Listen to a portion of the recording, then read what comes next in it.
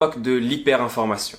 On reçoit chacun des milliers d'informations par jour que l'on transfère à notre tour sur nos réseaux sociaux, sur WhatsApp, Facebook, Twitter, Snapchat, Instagram, etc., etc., sans même vérifier l'information ou même parfois prendre le temps de la lire. Or, ceci est un comportement dangereux duquel l'islam nous a mis en garde. Allah subhanahu wa ta'ala dit dans le verset « Ya ayyuhalladhina amanu » إن جاءكم فاسق بنبأ فتبينوا وفي قراءة فتثبتوا أن تصيبوا قوما بجهالة فتصبحوا على ما فعلتم نادمين. Ce qui signifie ô vous qui avez cru, lorsqu'un pervers vous apporte une nouvelle, voyez-y bien clair et dans une version vérifiez-la afin que vous ne touchiez pas un peuple par ignorance et que vous vous trouviez à regretter ce que vous avez fait. Et le prophète sallallahu alayhi wa sallam nous dit il suffit à l'homme comme mensonge de rapporter tout ce qu'il entend. Ça signifie que la personne est considérée comme menteuse à partir du moment où tout ce qu'elle entend, elle le rapporte, elle le transmet, elle le diffuse. Et ce parce que comme l'imam Nawawi rahimahullah ta'ala l'explique, cette personne-là, lorsqu'elle entend des informations, elle peut entendre potentiellement des choses qui sont vraies, comme des choses qui sont fausses.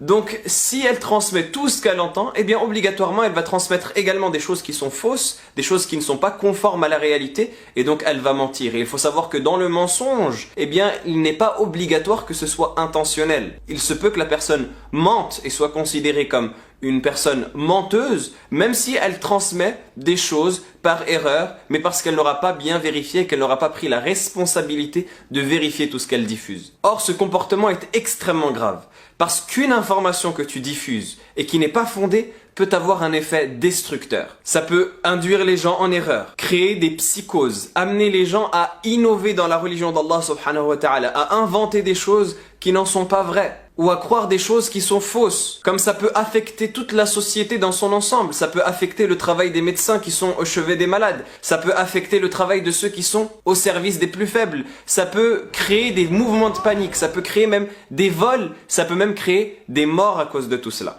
Dans cet hôpital ici, on a été braqué, un camion a été braqué avec 20 000 masques. Et il faut savoir que ce genre d'informations se diffuse extrêmement rapidement et qu'on n'en contrôle plus l'impact et la portée au moment où on l'a transmis. Et c'est là où le proverbe arabe dit Al-kalimatu asiratu rajul fa idha takallama biha malakathu. La parole est sous l'emprise de la personne. Et au moment où il la prononce, cette parole-là devient maître de la personne.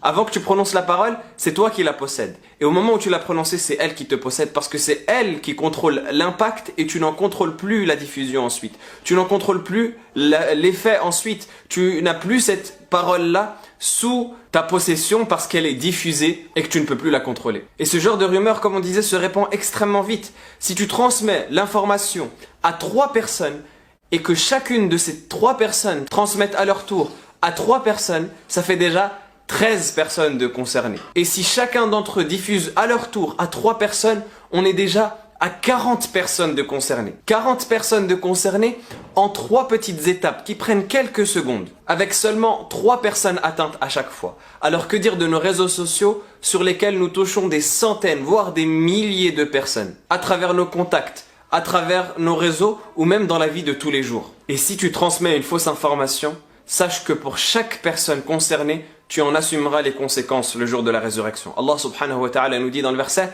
وَلَا تَقْفُ مَا لَيْسَ لَكَ بِهِ عِلْمٍ إِنَّ السَّمْعَ وَالْبَصَرَ وَالْفُؤَادَ كُلُّ أُولَئِكَ كَانَ عَنْهُ مَسْئُولًا. Et ne poursuis pas ce dont tu n'as aucune connaissance. Certes, l'ouïe, la vue et le cœur, sur tout cela on sera interrogé. Nous sommes la communauté du Coran, la communauté du hadith authentique et des chaînes de transmission.